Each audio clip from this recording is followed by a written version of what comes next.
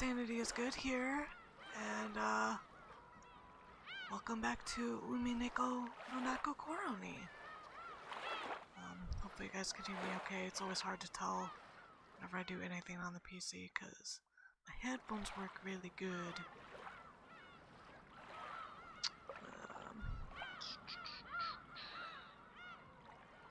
I'm sure the crew will be in here soon. My fellow inmates.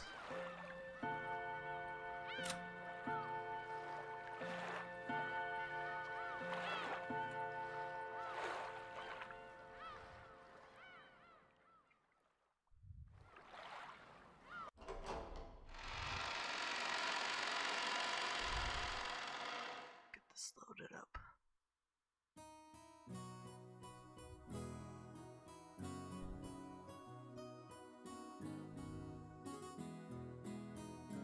Happy music. Happy times.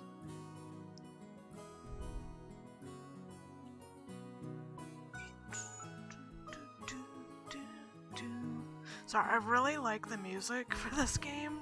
Like, sometimes at work, when I'm counting the money in the morning, legit, I will like put the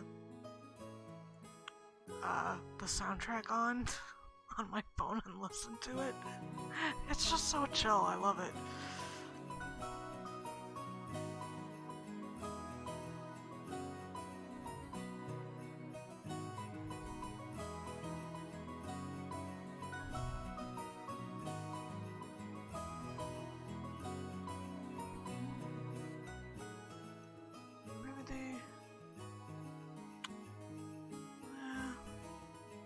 Rocks won't be turning in. Usually she does, but it's okay if not.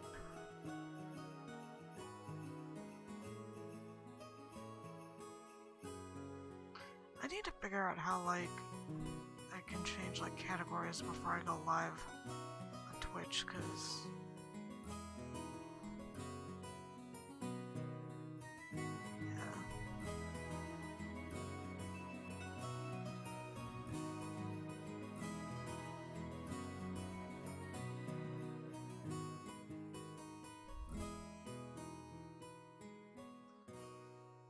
okay. Alright. Well, I'm just gonna go ahead and get started. They can pop in whenever. Okay. So, you know what? I have a drink of my tea really quick.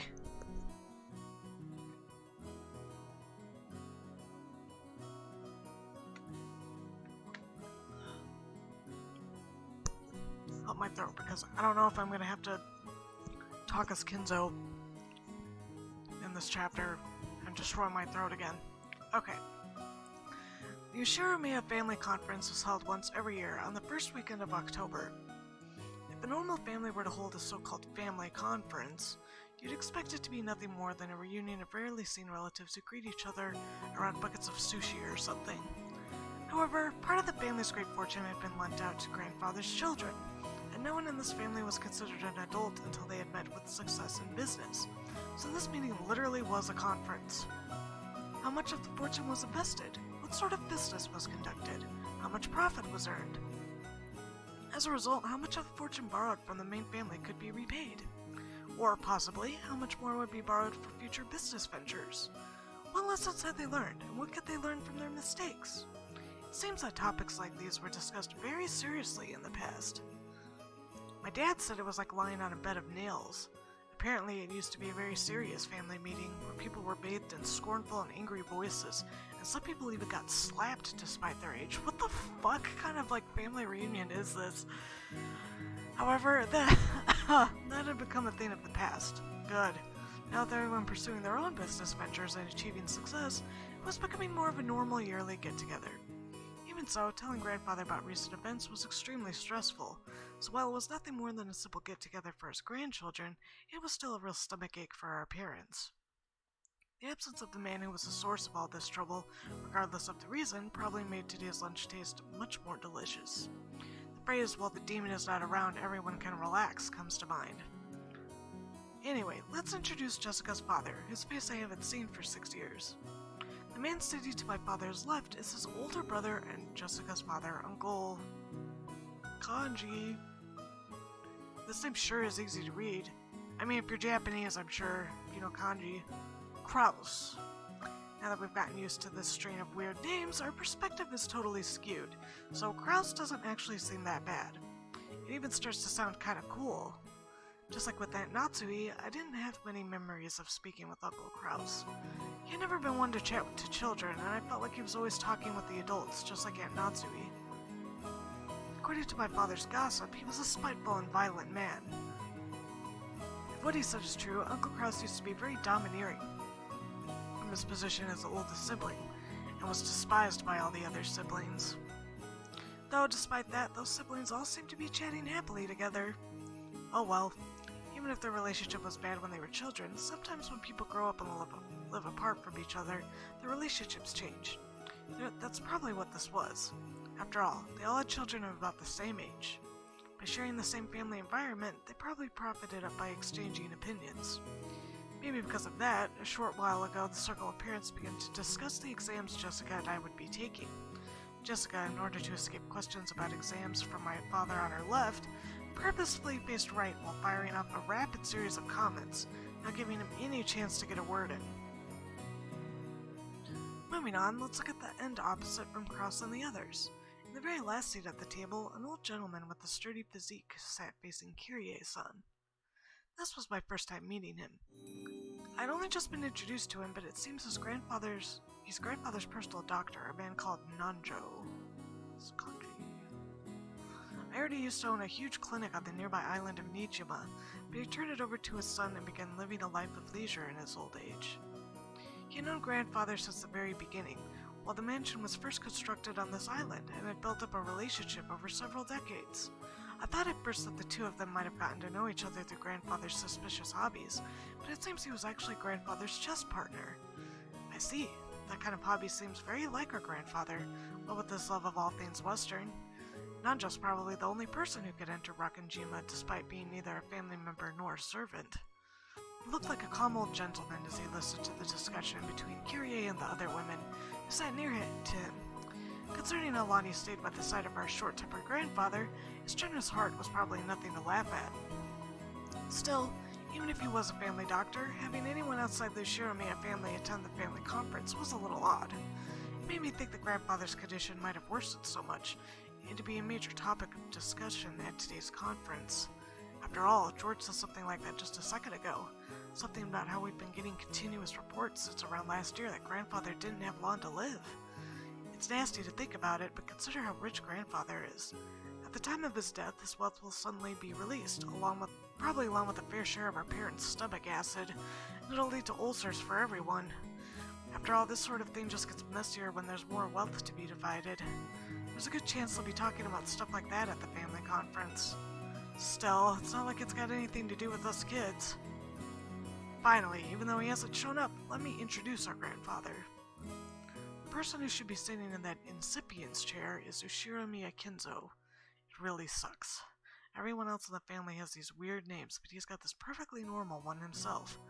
If only his name were written Kinzo, but he let us call him Goldsmith or something, I'd totally freak out. That's a weird translation, but okay. As you could probably guess by now, he's a frightening person with an extremely short temper. I'm one of his grandchildren, not a son, and I haven't seen him since elementary school. Thanks to that, I have no memory of being beaten myself, but our parents were apparently raised with an iron fist. That earlier conversation between my dad and Uncle Kraus about who should go convince grandfather to come down seems pretty darn funny once you know their background. You can't really tell grandfather's story without covering that pivotal event back before the Showa era, which was 1926 through 1989. Until the Meiji, that's 1868 to 1912, and Taisho, so that's 1912 to 1926 eras, the Shiromiya family was great and prosperous. They owned several spinning mills, making them rich enough to just double overlapping every day as the money kept rolling in. In Incidentally, Grandfather was a member of a branch family and had pretty much nothing to do with the main family. Not only was he way down the list of people who could inherit the headship, but he had hardly any contact with the glamorous main family. However, during the Great Kanto earthquake in the year Taisho 12, 1923, the mansion owned by the Shiramiya family in Odawara was flattened. The spinning mills in Tokyo were all burned down in a huge fire, and the Shiramiya family lost most of its wealth and family members in an instant. So, once they started trying to figure out who the successor to the Shiramiya family should be, they apparently found no one remaining except Kinzo and his branch family. In Kinzo's later reminiscences, he referred to this as good fortune so great that it overturned fate. With that, Grandfather's boring everyday life did a 180. He was entrusted with reviving the dying Shiramiya family, which had lost nearly all of its wealth.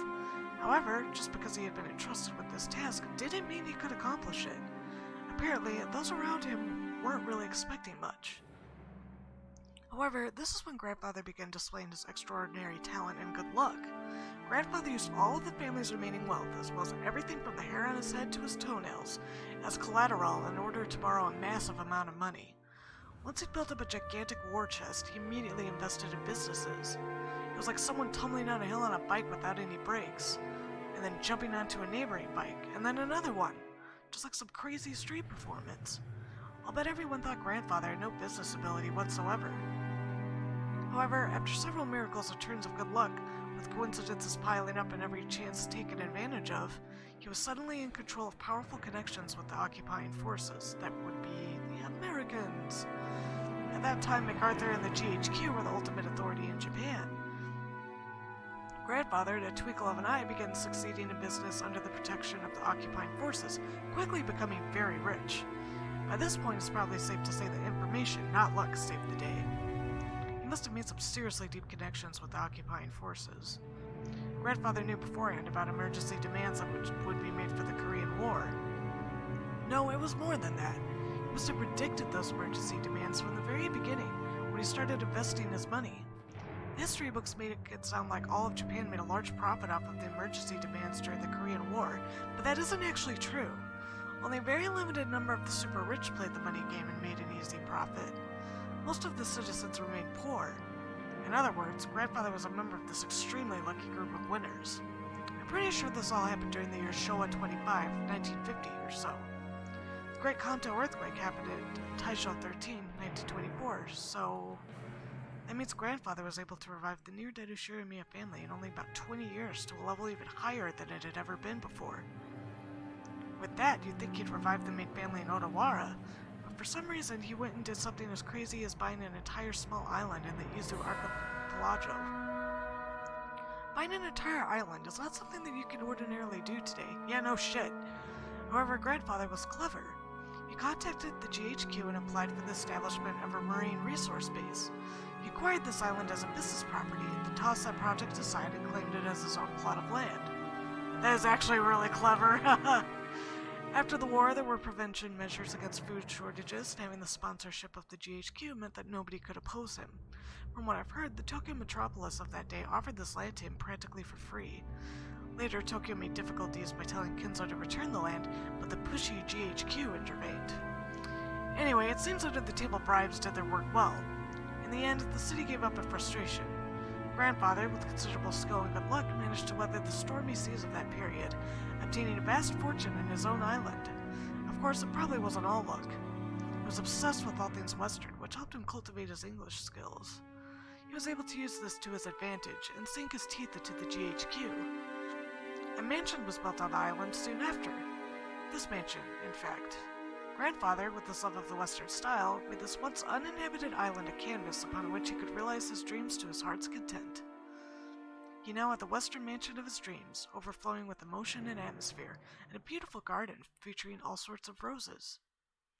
And he had a private beach where nobody other than himself would ever be permitted to leave a footprint. This would be a dream come true for any boy. Dude, any person, man, fucking living the life. Shit. After that, he made good use of his huge fortune, becoming a large stockholder in the extremely stable iron and steel industry, and was able to live an easy, comfortable life just using the dividends. Well, he's just that incredible.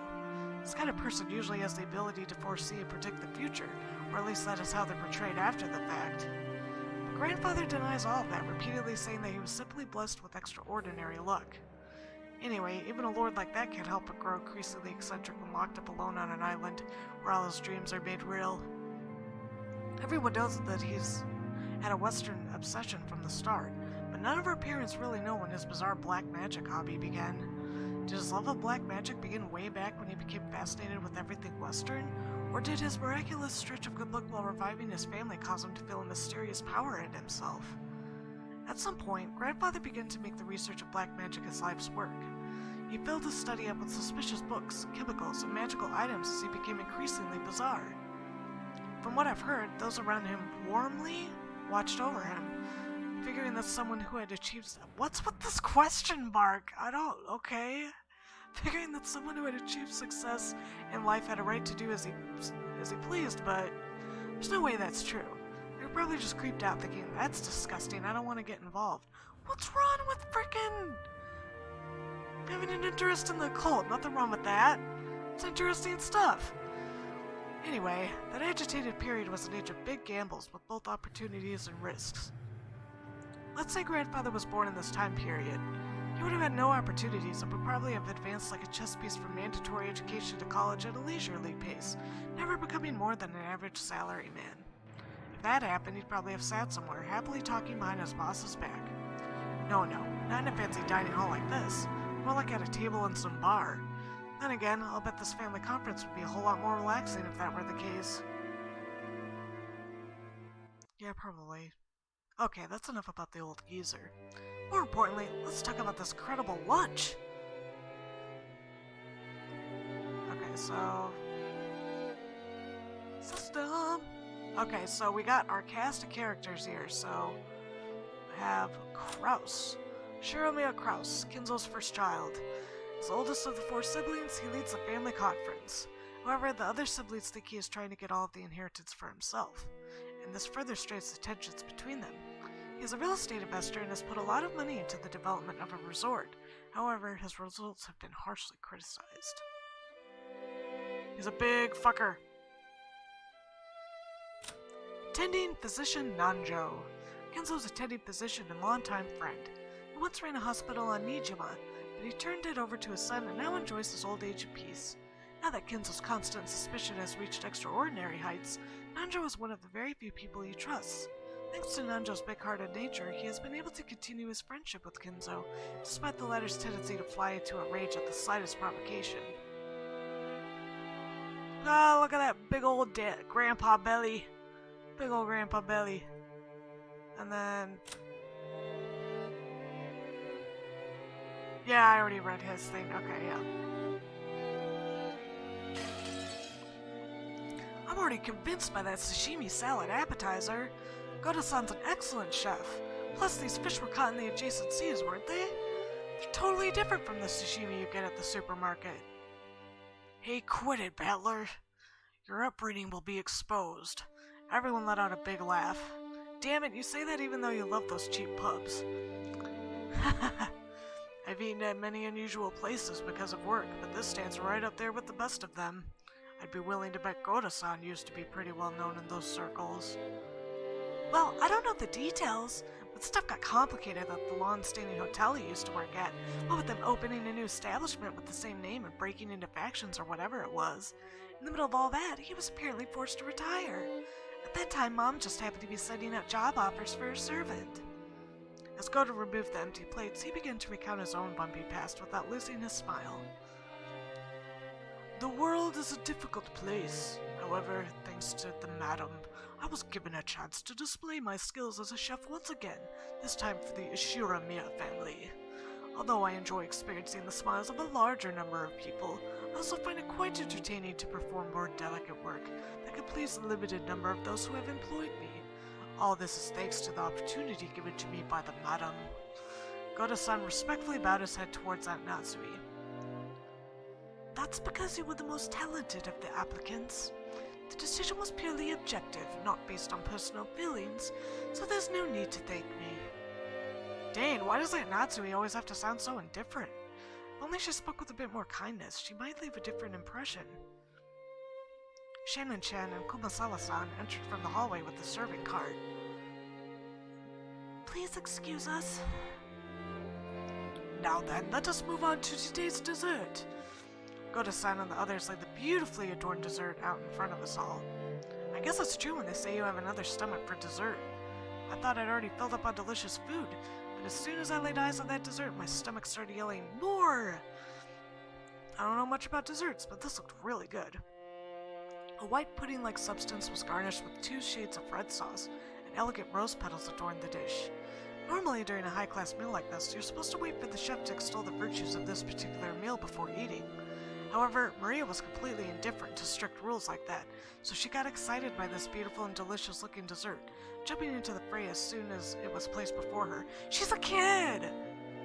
Come on, man, you put something good in front of a kid, they're gonna eat it. Aunt Rosa scolded her, calling it bad manners, but George responded by saying, No, it's okay. Ooh, this part's sour! This part's sour! Badler, this one's no good! Ooh! Maria exclaimed as she sampled the 2 colored sauces. What, some are good and some bad? Okay, I'll give it a go. Apparently, one sauce was sweet and the other sour. Despite it being bad manners, I also stuck my little finger in and licked it. Whoa, one of the sauces was sour enough to make you pucker up. If it were yellow, I'd have suspected lemon, but I couldn't guess what kind of sourness would be red. I decided to ask Shannon, who was putting away the serving cart behind us. Shannon-chan, what kind of sauce is this sour stuff? Shannon-chan hesitated. Maybe her job was just to set the table, so she doesn't really know. Still, even considering that, she seems pretty stressed. Maybe I shouldn't have asked. Or did they use some ingredient that we'd be better off not knowing about? Dun dun dun! Hi, Rox! You missed a little bit, about the, history of Kinzo, like some of the family history. But, this will be going up on YouTube, so whenever I get it up on there, hopefully by tomorrow, you can, go ahead and just watch what you missed. While Aunt Natsui made a gesture that seemed to indicate an oncoming headache, Kumasawa-san, who was setting the table at the opposite seat, began to chuckle. What do you think we made it out of? Oh, it'll shock you. Huh? I don't have a clue. Wait a sec, Kumasawa-ba-san. That laugh's pretty creepy. So what is it? Don't tell anyone, okay? Listen very carefully. Kumasawa-san leaned across from the other side of the table. I leaned forward myself when she asked. Their interest caught Jessica, Jordaniki, and of course Maria also put their ears closer. Ooh, what? What? Quickly! Quickly! You see, the sour part is made from juice squeezed from a mackerel. Oh. What? Mackerel? That's crazy, we all thought, horrified. Only Maria accepted it, nodding sagely. Ooh, mackerels are sour. This is what comes out when you squeeze them. When Maria started clamoring that mackerel were sour, the adults were unable to contain their laughter. Only Aunt Rosa, her face red, whispered to Maria that mackerel is sour only once prepared as shime-saba. I guess it must be some Japanese dish, which I've never had. Ah, now I totally remember. Kumasawa-san was always like this, wasn't she? I think I remember her tricking me too in all sorts of ways when I was young. The most lethal has got to be that one. Those flimsy black things in Chinese dishes. They're kikurage mushrooms. She told me they were penguin meat, and I went all around school like a smartass telling everyone, didn't I? Kumasawa-ba-chan, you sure haven't changed. You know Maria's gonna believe it now, right?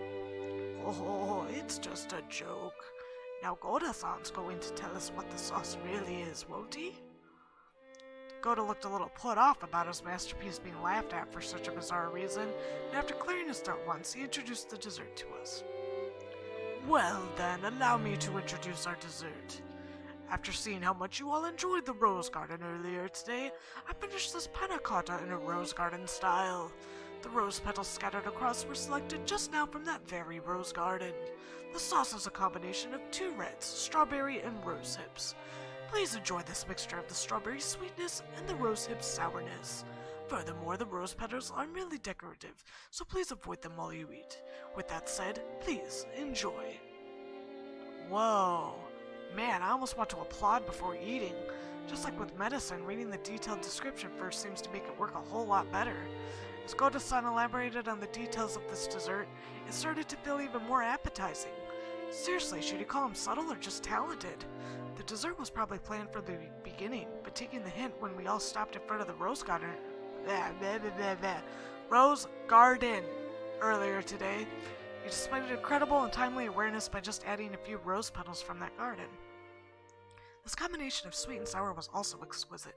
If it was just sweet, you'd just get used to it and bored halfway through. But if you reach the sour sauce at that point, you'd get a really vivid taste. And then once you return to the sweet sauce, all the sourness in your mouth would be replaced with an enjoyable sweetness. I'm sure everyone else felt the same way. Yeah, we fucking get it, dude. Why do you think people like salted caramel in their chocolate? Like, every time Goto-san passed by one of our seats, someone praised the taste in his presentation. How is it, madam? Splendid, as always. It is worthy of entertaining our guests. I am most grateful for your words. Madam, did you know? I've heard that rosehip has the ability to cure headaches. I thought that you in particular would appreciate it, so I had it specially prepared. Is that so? Thank you. See, didn't I tell you, Natsuine-san? Rosehip is great for headaches. So it seems. I do hope it actually helps. Ha! Goto-san, I love ya! Hey, later on, why don't you tell me how they're treating ya? Or if you can't, just let me know what sort of salary you'd like. Having your talent confined to this small island is sacrilege to humanity's cooking culture. What do you think about working your craft for my company and delighting all our customers? Ha ha ha ha. Hideyoshi-san, are you trying to steal away our Goda? Now that won't do at all. We'd better start treating Goda better or he'll get snatched up. Yes, you really should. If you don't, someone's gonna grab him, and you'll be stuck with 3 meals of Kumasawa-style mackerel cooking a day, won't you? Oh, that's harsh. It seems someone's holding a grudge against me. Ah ha ha ha ha. Everyone let out a huge laugh. According to Jessica, Kumasawa-san's mackerel jokes were a running gag that her parents had long since gotten used to. Kumasawa-san often claimed that mackerels had precious nutritional value, which could slow aging, make people smarter, and more. Supposedly, while it couldn't stop the outward signs of aging, it helped prevent it on the inside. Since she was still spirited enough to tell these kinds of jokes at her age, there must be something to that theory. Oh, in that case, if you'll excuse me, prepare yourself for tonight's dinner. I'll be cooking plenty of mackerel dishes for you all, so you'd better look forward to it. We sure will. Can't wait to get all puckered up from tonight's shime-sama. That sounds wonderful. I wonder if they'll be serving any good Japanese sake. Oh, we certainly will. Haven't you heard of Rockenjima's famous mackerel shochu? I guess it's culture jokes that I'm not getting, but I guess if you were raised in Japan or lived there, you'd probably get a chuckle out of it. I don't quite get it. Kumasawa-san, together with Shannon-chan, bowed and pushed the serving cart away. It was pretty funny to watch Goto-san, who looked like his show had totally been stolen, explain in a serious voice that we'd be having calf steak for dinner. Kumasawa-san, thanks for doing that back there. As she pushed the serving cart, Shannon bowed her head very deeply. Oh, I haven't done anything that requires thanks.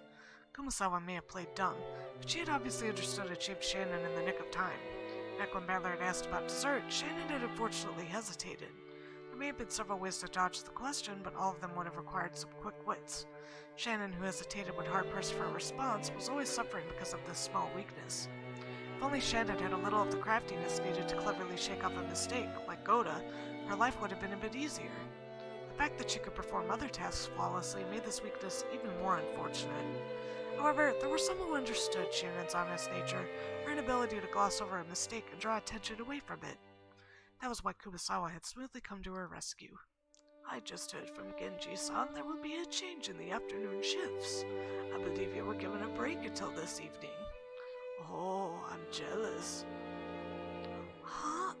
Oh, sorry, I haven't checked the shift chart yet. Ah, yes. I was thinking I might start cooking some mackerel in the oven. If you don't mind, I would be happy if you would help out a bit before your break. Yes. I would be delighted to help. To Shandon, Kumasa was like a mother among the servants.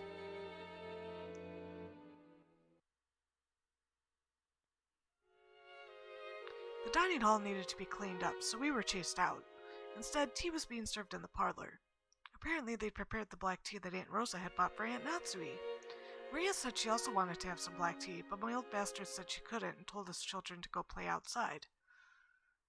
Bella-kun, why don't we all go for a walk outside? Go ahead and take a look at the roses or something. But keep a close eye on the weather. The sky's still clear, but the weather report kept talking about rain. Ooh, I want to go to the beach.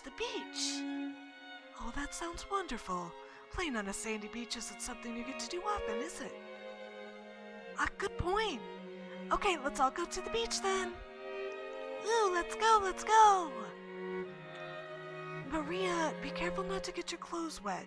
Or your shoes. Ooh, won't get wet. That obedience is so cute. Battler-kun, make sure you keep an eye out for Maria-chan, okay? Sure, leave it to me. Hey, you're pretty obedient and cute yourself, listening to Kyrie like that. Why don't you also listen to me obediently for a change? Ha! Hell no! Let's go, everyone, come on! The children flew out of the parlor. Whoosh, they like grew wings and flapped out, like... They were replaced by Genji, who pushed a serving cart in and prepared to serve the tea. The parlor was filled with a sublime aroma which delighted everyone while they waited to sate their thirst. Almost said appetite. Rudolph's family certainly seems close. It's a wonderful thing. Quit it, we're no match for your family, Aniki. That's true. You've raised Jessica-chan to be so adorable. I imagine that's yet another fruit of your talents at education and training, Natsui-ne-san. Thank you. Natsui answered coldly. Conversation broke off then, and the parlor fell silent. Maybe Hideyoshi couldn't bear the silence because he broke it himself with an exaggerated gesture. Still, they sure do grow fast. I thought they'd be kids forever, but they start getting all huge all of a sudden, and then they're adults like us. Battler-kun looks like a completely different person now. His body has grown much bigger, but he's still just a kid, though you could say the same about my husband. I wonder where the border between child and adult is. I still don't feel as though I've grown up. Isn't that pitiful? That's not something the mother of a child should say. Oh, fuck you! That's right. We're not children anymore. We're all adults now. So I wish we could talk together on an intellectual level, rather than an emotional one. Oh, fuck you too! I'm 32 years old and I still feel like I'm in my 20s. When Ava smiled with sharp sarcasm, everyone seemed to get more tense. Oh boy, here we go. Oh boy. It felt as though that pleasant tea aroma had been tossed out the window. Since long ago, we've always endeavored to engage in intellectual conversations. It seems your sarcasm occasionally misses its mark, just as it always has. Oh, what is it you've always endeavored to do? My. I wish I could wrap those words up and send them to this room a few decades ago. Right, Rosa? Rosa gave a vague smile. She knew that, whether she agreed or disagreed, she'd earned the displeasure of one of her siblings. It was a bit of worldly wisdom that had been essential for someone growing up as the youngest sibling. Yet just don't say anything. Quit it, Aniki. We'd better get started on our main topic while the brats aren't around. Let us make that our intellectual discussion. As Rudolph glanced over the faces of all present, some let out a slight sigh and some let a small look of resignation cross their face. They were approaching their unavoidable, true agenda. Last year, his life expectancy was estimated at about 3 months, which I guess means he's got negative 9 months left now. Should we take that to mean it might suddenly happen at any time? The family head is still alive and well. The fact that you'd bring up such an inappropriate topic under the light of day makes me doubt your sanity, Rudolph-san. Still, Natsui-san, This is the sort of thing you can't put off until after something happens. He's still healthy now, which makes this the perfect time to talk about this, while we've still got some time to plan. It's just a bit of financial etiquette, you might say. It seems Father is the focus of everyone's concern. Dr. Nanjo, could we hear the details from you? That appears to be what everyone else is waiting for, after all. Nanjo, who had been standing by the window and staring out at the rose garden, let out a single cough. Oh, my bad, I did more than one, when he realized that he was being called. Dr. Nanjo, how is Father's condition?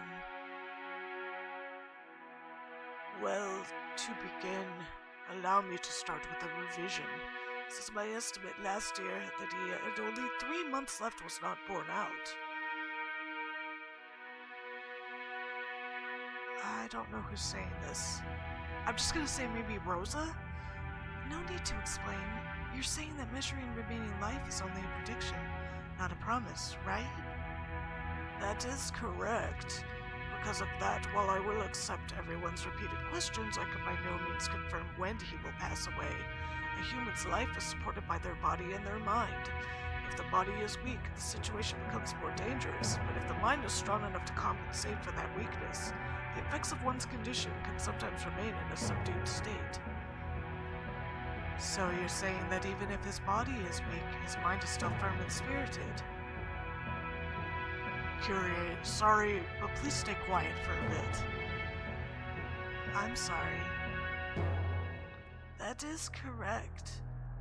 Kinzo-san's body is being overwhelmed by the demon of ill health. This will hold especially true as long as he continues to partake of such strong alcohol. So he's in a crisis now because he drinks, and maybe he's lived this on because he drinks.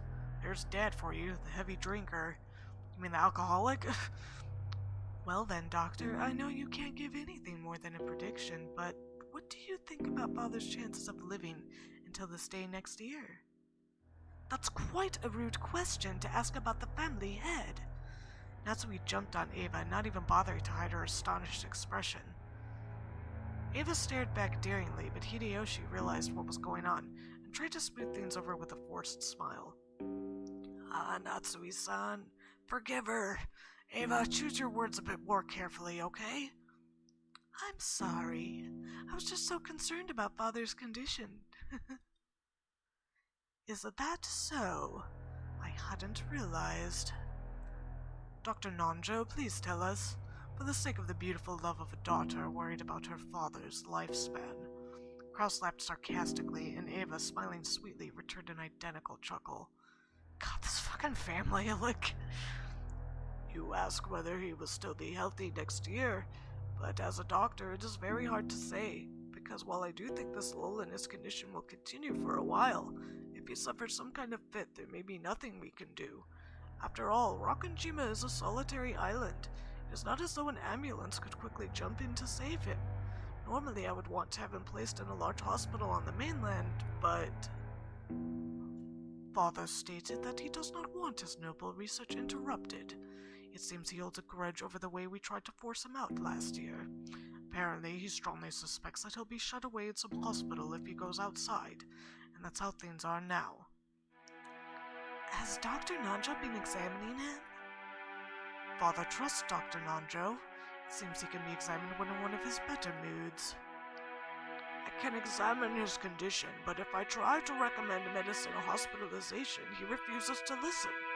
I've really only been able to look. It's true, some people hate doctors. Still, what a hassle! Nanjo sighed deeply. The purpose of an examination is to determine what medical treatment would be appropriate. Receiving an examination and then not following the advice given makes the whole thing pointless.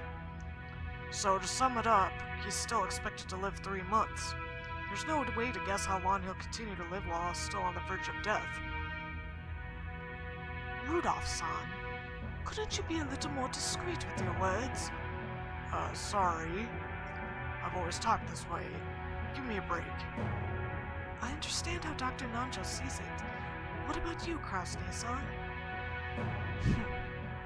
To be perfectly honest, I have to disagree with Dr. Nanjo. I find it truly difficult to think of Father as a person so sick that he has only 3 months to live. His yell is as healthy as ever, and I still get chills at the thought of his fist raining down on me. Pushing the care of your father solely on the shoulders of the eldest sibling is far from fair. And the next world get born after me. Okay, let's get back on track. So, in the opinion of our impartial and neutral doctor, it wouldn't be odd for him to go any time. No offense to you, Aniki, but I'd rather trust the opinion of an expert in his field, which means it's definitely not too early to start talking about Dad's assets. Father's personal funds probably reach as high as several 10 billion yen, right? But it's not as though that's all neatly gathered as ready cash. It's not as simple as simply cutting a birthday cake with a knife. That's an interesting way to put it. That's right, you sometimes get strawberries or chocolates on top of the cake, making it hard to cleanly cut it into equal parts. Given that, don't you think it's important to discuss beforehand how best to stick the knife in? I cannot understand how you all can openly discuss this as though the family head is dead, even though he's still alive. Come now, don't you see how important this is? After all, when the time comes, the inheritance of his fortune must be carried out immediately, right? Moreover, the glorious Ushiramiya house's wealth is vast. Don't you understand that careful discussion is necessary beforehand? There's a huge difference between this family's resources and your family's wealth. How rude! My birth family has nothing to do with this. Natsumi responded indignantly, though in a low voice, and the already dark atmosphere grew even more hostile. Give it a rest, Ava. Natsumi-san, forgive us. Pardon her rudeness. Hideyoshi tried to smooth things over by glancing at both with a forced smile, but it only resulted in making the hostility between Ava and Natsumi even more intense. It seems I'll just get in the way if I stay any longer. Please excuse me. Nanjo rose from his seat and exited the parlor. To an outsider, it may have seemed like a normal act of courtesy, but his back was watched by several glances envious of his ability to escape. After the doctor had exited and his footsteps had disappeared into the distance, Kraus recrossed his legs. In other words, this is what you all would like to say. Father's remaining life is short. You want to quickly enter into a practical conference concerning the distribution of the inheritance. Why are you so eager, I wonder? Certainly, as you say, estimating and distributing the Ushiramiya family's wealth is no simple task. In that case, shouldn't we make careful and deliberate calculations? It seems to me that you are all impatient to split up the cake tonight. Isn't that true, Rosa? What reason is there to be hasty? We aren't being hasty. However, we need to have an agreement between the siblings. It doesn't matter when we do that, but if the day Father's condition worsens is approaching, discussing the matter beforehand hardly seems hasty to me. Rosa shot a glance at Ava and Rudolph. As the youngest sibling in the family, it was hard for her to be cross-examined by the eldest. Oh? Is that your true opinion? I didn't expect that the most honest and pure-hearted of the siblings would say something like that. I wonder if those two told you to say it. Quit it, Aniki. Rosa's one of Dad's kids, too. She's got as much right to his inheritance as the rest of us. It's only natural that she'd be interested. After all, Dad'll definitely die, and that's not something that'll happen in the distant future. On the contrary, Aniki, you're way too relaxed. It almost seems like you'd like nothing better than to turn the discussion away from the inheritance issue. What do you mean by that? Are you trying to accuse my husband of something? Calm down, Natsumi-san. Listen to what we have to say. Nii-san, I hear the times have been extremely good lately. Yes, since last year we've been in an unprecedented boom, and the yen keeps on rising. It seems that it's no longer a dream that the dollar will reach 100 yen. Also, the ruling party says that it'll establish health resort maintenance law by next year. At this moment, resort development companies across Japan are running about, trying to gather as much funding as they can. You certainly seem to know a lot about it. Japan is about to experience an unprecedented boom. It'll be a repeat of the Korean War demands, the time during which Father revived the Ushiramiya family. The people of Japan have been working like mad, achieving vast economic growth and becoming the most well-off people in the world, reaching the height of our prosperity. We've reached an era where private spending is vast, which means easy money for institutions that can capitalize on that fact. The three kinds of electrical appliances no longer represent the people's needs. The people need ski resorts, golf courses, public pools, resort hotels, and theme parks. Have you gone to Disneyland, which opened just a few years ago? Disneyland? You mean Disneyland? What an excellent theme park. It's a place where even an adult can be a kid and have fun with his family. It is. No longer do we count our sole virtue to be selfless devotion, while failing to care for our families. We have become the most prosperous people in the world, and now we can finally enjoy the benefits. Kraus-san, your foresight's nothing to sneeze at. When I heard that sort of thing several years ago, I thought it was crazy. But when I heard about the G5 Nations Plaza Accord, that all changed. The yen shot up, and I'll bet the price of land skyrockets soon too. It won't be long before Japan becomes the economic center of the world. You've got a great sense of direction the world's moving, Kraus-san. At least there can be no debate about that. I feel the same as Hideyoshi-san. Aniki, you can reach into the next decade of history. I'll bet you got that keen sense from Dad, and it's incredible. However, unlike Dad, the timing of your predictions has been a bit off sometimes, right? Nissan, you've been starting resort projects everywhere. Convinced that Japan will soon see a boom, but almost all of them continue to fail. Well, I'm sure that the area you predicted will soon arrive, and seems to misread the timing of that boom. You were too early. You then panicked and tried to sell everything off, which only opened the wound even further. If your nose was really so reliable, then there should be no reason for you to sell off your property. Is this proof that you mistrust your own ability?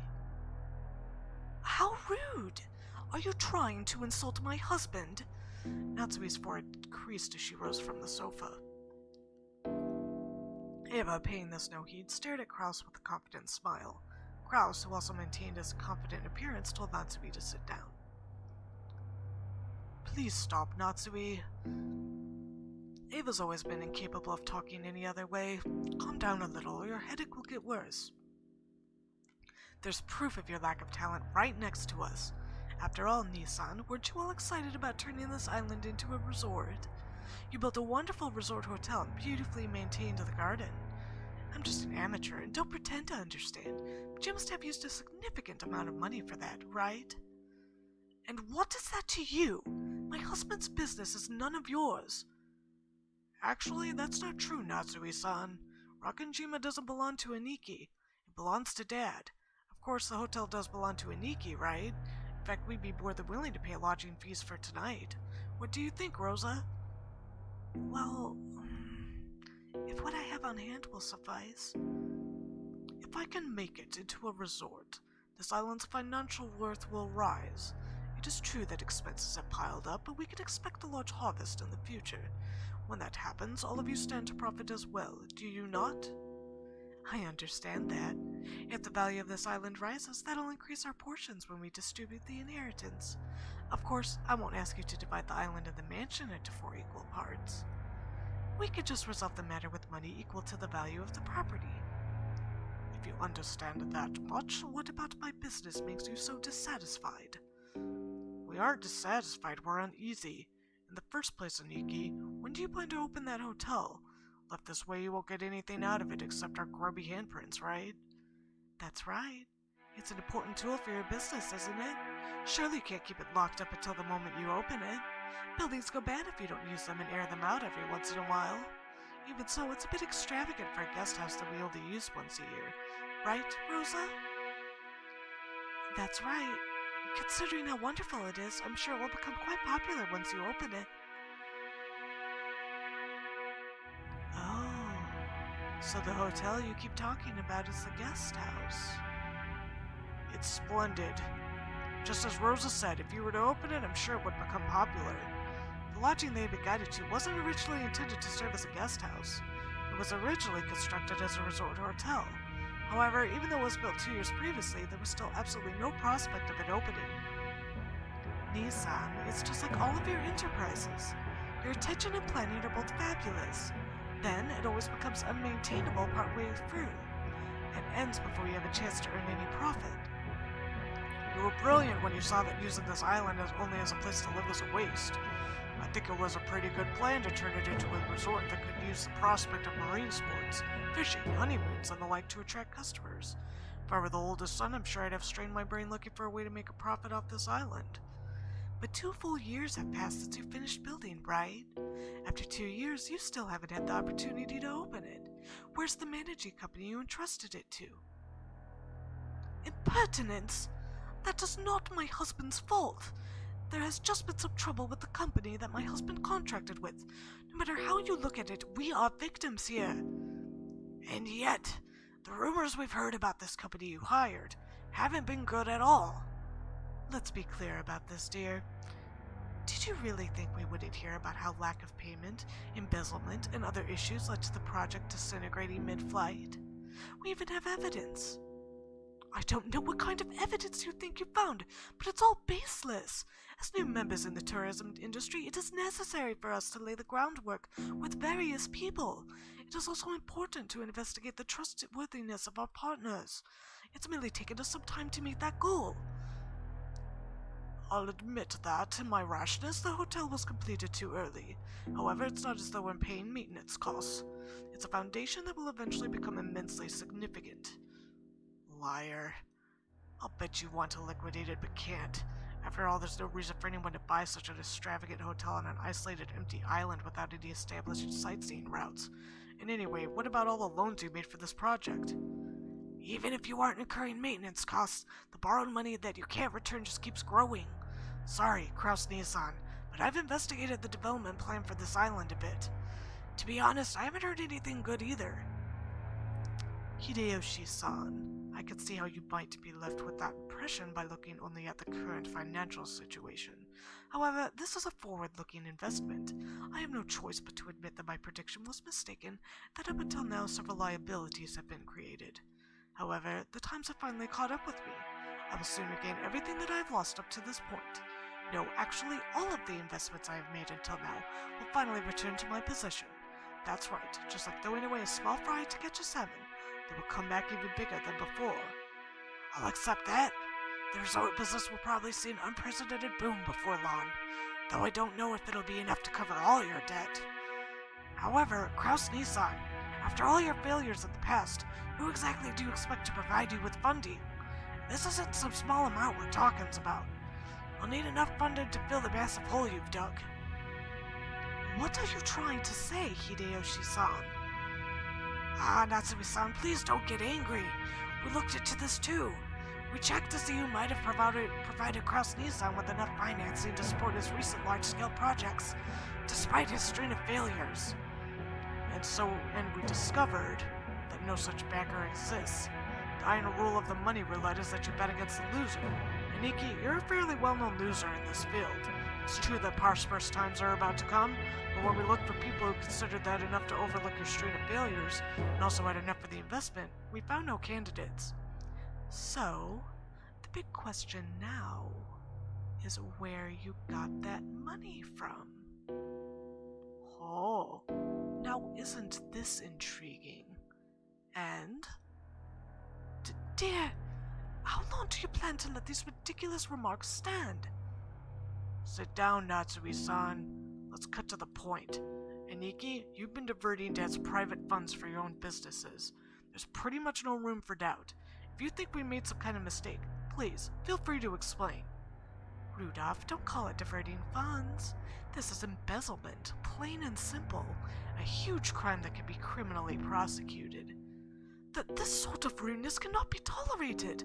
How can you face the successor to the Ushiromiya head family and level these absurd accusations? They aren't absurd, they're right on the mark. I'm sure he'd like to somehow make his business succeed and recover his losses, but his debt keeps getting bigger. He's just trying to cover up the failure of one gamble by making an even bigger one. It's only natural that he try to grab any source of funding close at hand. Let me be frank. Nissan, what you're doing is embezzlement. You're betraying Father. You know that we'll have the court settle this after it's all over, right? Do you think that kind of person has any right to call themselves the successor to the Ushiromiya head family? You dare to claim that he has betrayed the family head? You no longer have the right to straddle the threshold of the glorious Ushiromiya family. Leave this place at once! Now! Get out! Natsui, who had already reached the limits of her anger, shouted at Ava in rage. In a rage. Still rage. Rah! She then pointed alternately at Ava in the hallway, demanding that she leave. Ava took out a folding fan and fanned herself with it, glaring maliciously at Natsui as though silently daring her to repeat what she'd said. However, her mouth was still smiling, curved in the shape of a crescent moon. In that unpleasant silence, Rosa gulped. Hey, Natsumi-ne-san, to whom do you think you were speaking in such a tone? I'm speaking to the exceedingly rude sister of my husband. As the person in charge of the main family's kitchen, I cannot overlook any more of this. In charge of the kitchen? Be silent, lowly maidservant! Ava folded the fan with a snap and rose to her feet energetically. Compared to the elegance and playfulness she'd shown until a second ago, she was now unimaginably aggressive. How foolish! You stand down before Ava of the Ushiramiya family! You tell me to stand down? Me, Ushiramiya Ava, the third ranked in the Ushiramiya family hierarchy, and the one allowed to sit at the left shoulder of the head? Know your place, and then look at your shabby self in a mirror. Where is the symbol of the wing on your clothes? Where are you permitted to wear the one-winged eagle? Aren't you nothing more than a borrowed womb to house the next successor to the Ushiramiya family? Understand your place, you common housemaid. Ava's face twisted. God damn, dude! Ava's face twisted hideously as her words gouged into Natsui's heart like talons, wrenching at it. There were 100 ways Natsui wanted to respond. However, her anger and sorrow crushed her throat, and none of those words managed to make it to her mouth. Her anger had nowhere to go. It became a single hot tear that slowly dripped down. What's wrong? If you have something to say, please do so. Come on. Ava faced her with a provocative gaze. However, Natsui could do nothing but tremble, her clenched fists quivering. Kraus quietly broke that powder keg tension.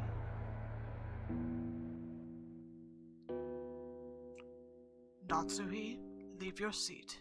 You should go cool your head. What? Natsuhi, resenting the fact that her husband had not come to her aid, shifted the focus of her attack. Dear, don't you understand what they're saying about you? These people are baselessly calling you a traitor to father. They're making light of the fact that we protect the glory of the Ushiramiya family, even though we are constantly expending every effort to earn that glory for father. They trample all of that underfoot with their hateful rambling. And you don't even try to fight back. Why? I'm not only standing up for us because you won't, but you've been putting the entire burden on me for some time now. And now you tell me to go cool my head?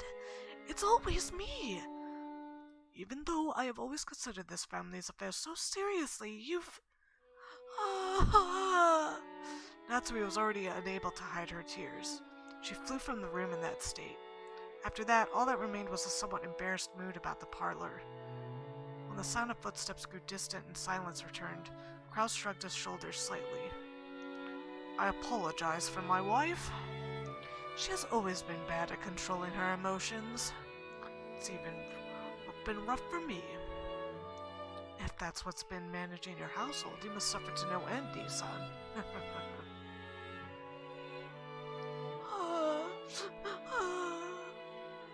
Madam, it's nothing. Leave me be. Natsui flew into her room and threw herself onto her bed, lamenting. His heart-wrenching sobs reached Kumasawa in the hallway. Poor Madam Natsui. There's a deep enmity between her and Eva-sama. Explaining the relationship would be very trying for me as a woman.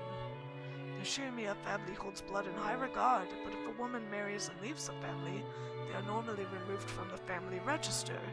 Thus, under normal circumstances, Eva-sama should have been removed when she married Hideyoshi-sama. However, there is no one deserving of blame in this matter. The madam certainly bears no guilt. There's nothing to call it other than a whim of God. Kraus-sama and Natsumi-sama were not blessed with children for some time. After all, this is the male-dominant Ushiramiya family. A wife is merely a tool to create an heir. If such a wife cannot fulfill her only duties, she will not even be treated as a human. It pains me to remember how the master tortured Madam during that time. Back then, a wedding between Eva-sama and Hideyoshi-sama was being discussed. Eva-sama was sly. Taking advantage of Madam's inability to become pregnant, she gained the favor of the master. She inspired him to allow her to marry and give birth to a successor herself, making sure to avoid transferring your name out of the Shiromiya register. There was a vast difference in the Shiromiya hierarchy between Madam, who married into the Shiromiya family and was treated like an outsider, and Eva-sama, who was related to the family by blood, and whose husband took on the Shiromiya name. Furthermore, Eva-sama actually gave birth first, and to a boy.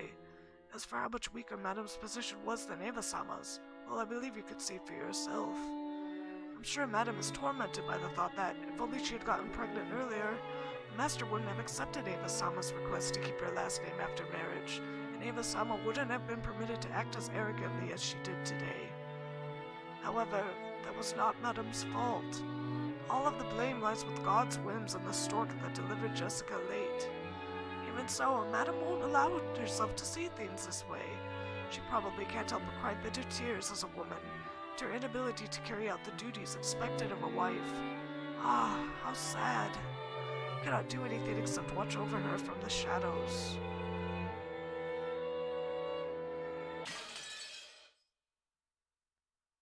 Oh, thank God, my throat.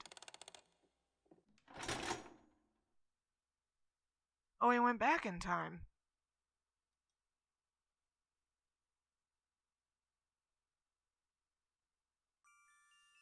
Oh, because it's going back to the kids. Okay. Well, that's the end of that chapter. So, we're kind of getting a better, like, idea of what's going on here. This is kind of the beginning of the setup for everything. So I know a lot of these conversations can be boring, but trust me, this is going to be the foundation for everything that comes after. So it's kind of necessary. Plus, the last bit just made me sad how the family hierarchy is handled. I know, it's really fucked up, it's really sexist, and it's really awful.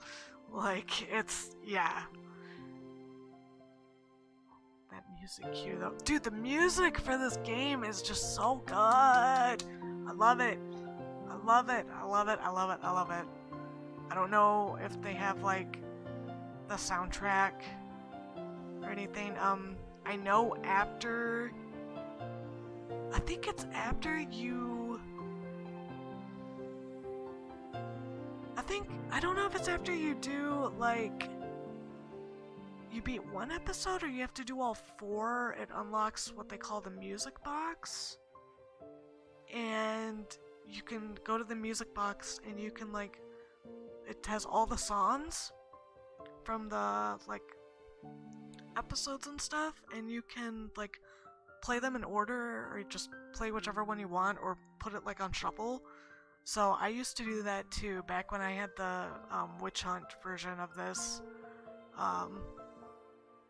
You know, I'd pull up the game and I'd put it on shuffle and then I'd minimize the game and then I would write. It was really good writing music, so looking forward to having that again. But yeah, the music is just top notch. Like, I'm excited to get farther into it because some of the other tracks are just, oh, they're so good. Anyway, I could go on and on about this. This is like my favorite fucking visual novel and I can blab about it forever. But I need to go to bed, so, hope this week, says it's on Spotify. You know what, I looked on Spotify, they don't have all of it.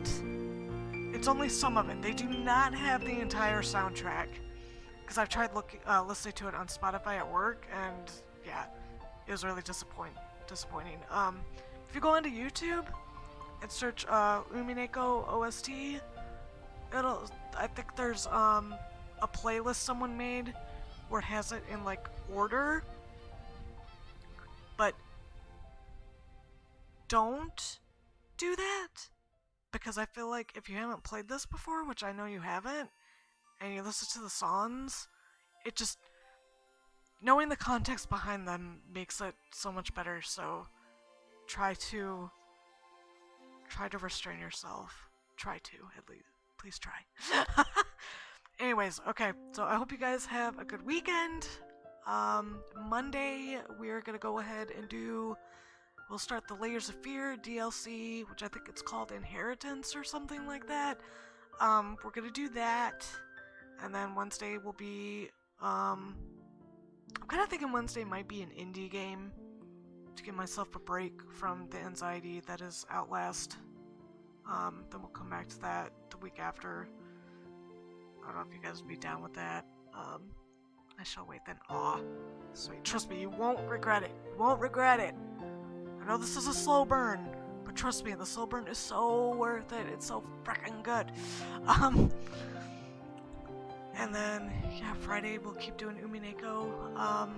Oh, also, my friend Kit, who actually, I think they just got their degree or something, for like audio something or other. I can't remember exactly what their master's is, but they have an interest in voice acting, so they have volunteered to help me tackle some of the voices for this. So tomorrow the two of us are gonna sit down and we're gonna try to see if we can figure out a way to make it work where they're able to read along with me while we record, while we stream at the same time. So after 2 weeks, we're gonna see if we can make it work. Probably just like do something dumb like start a new game, but not even like worry about it, so you can kind of just ignore that, because we're just gonna try to see if we can figure it out. So my poor throat will not be destroyed every single time I do this, so that'll be nice. We're gonna kind of divvy up the cast members and all of that. Yeah, sometime this weekend we're gonna sit down, we're gonna see if we can get it to work between the two of us, so hopefully they will be helping me out with that, so that'll be nice. And yeah, alright guys, you can support me on Patreon at patreon.com/insanityisgood. Go on and throw me a follow, subscribe. If you're on YouTube watching this, go ahead and give me a like, comment, subscribe, and check out my other playthroughs on youtube.com/users/insanityisgood, which has got more stuff than what's on my Twitch channel, because I've been putting videos up on YouTube for quite some time, so there's way more on there. Twitch is still kind of new, so anyways, guys, have a good weekend, good night, and I will see you all Monday. Have a good one. Bye-bye.